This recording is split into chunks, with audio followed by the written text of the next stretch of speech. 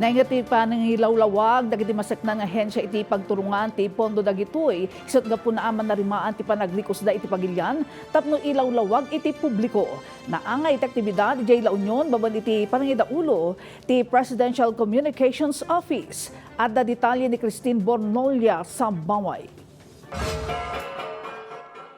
Iti may kadwa gundaway, nagbalin na naunag ti kaipapananti na isayangkat nga usapang budget natin, anaangay iti baknotan La Union, itay laeng nabiit, nga indaluan ti Department of Budget and Management. Panggap ti aktibidad amang ipaay iti impormasyon ken pakasaknan, maipanggap iti National Pondo ti Pilipinas kadagiti umili. Malaksid iti dayta, italtalaumot lang ti aktibidad ti transparency, partisipasyon ti publiko ken papigsaan ti kolaborasyon ti national ken local governments, tapno makaipaay iti nasaya at serbisyo kadagiti umili. Imbinsa-binsa ti tunggal ahensya dagiti nagbalin nga accomplishments ken dagiti programa da para iti publiko. Kang runaanan na iparang tinagturungan ti tunggal pondo.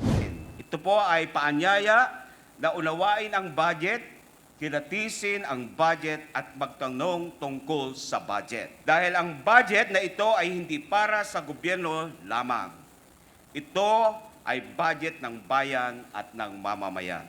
Pinagyamanan ti lokal a gobyerno ti La Union ti opisina, gaputan na pili da iti lugar apakaangayan ti aktibidad. Dakkalabanag ti aktibidad para kadagiti LGU ken umili. Impagsadamot lang ti panagyaman da kini President Ferdinand R. Marcos Jr. gaputa inya sidag ti gobyerno kadagiti umili ti sarita seknan iti pondo ti gobyerno.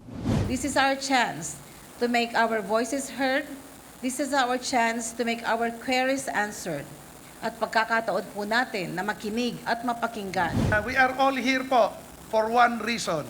We have to tell people that the budget, that the President is not forsaking them and he is doing everything in spite of all the problems coming out.